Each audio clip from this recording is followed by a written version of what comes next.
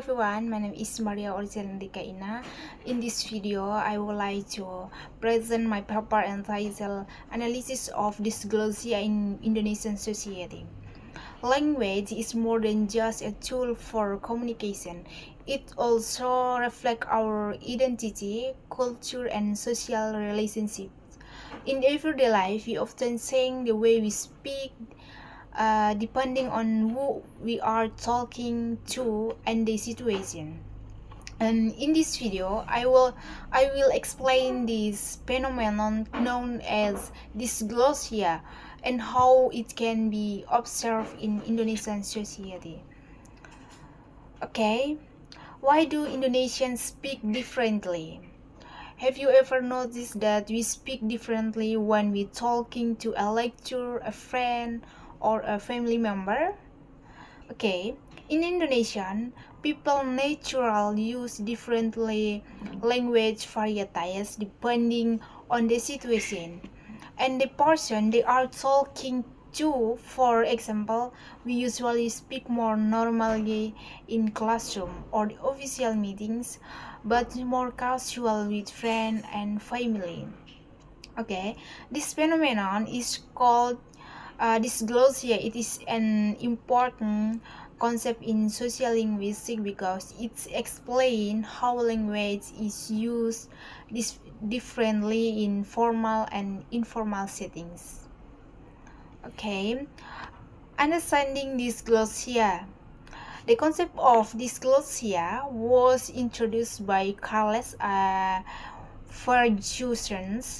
He defined dysglossia as the use of two language varieties within the same speech community for different social functions. Okay, the high variety or is formal and standardized. It is commonly used in education, government and official communication. Meanwhile, the low variety or is informal and used in everyday conversation with family, friends, and local communities. This means that language use depends on the social content, not on the speaker's language ability. Okay, dysglossia in everyday life.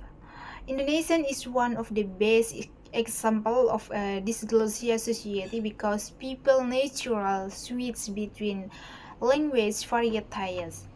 In education, lecturers usually use formal language during class, but after class they often speak more casual with students.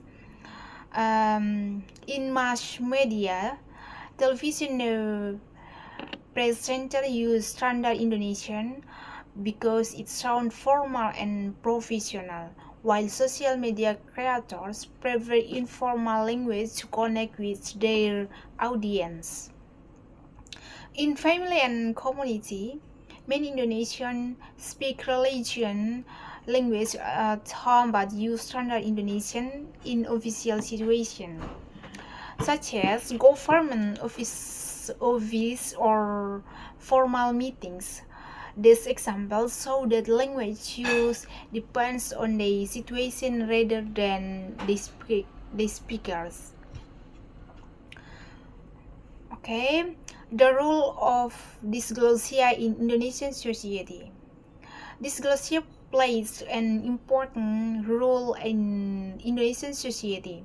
First, it helps people communicate appropriately in different social situations. Second, it allows speakers to show politeness and professionalism in formal settings while creating closeness and solidarity in informal conversation.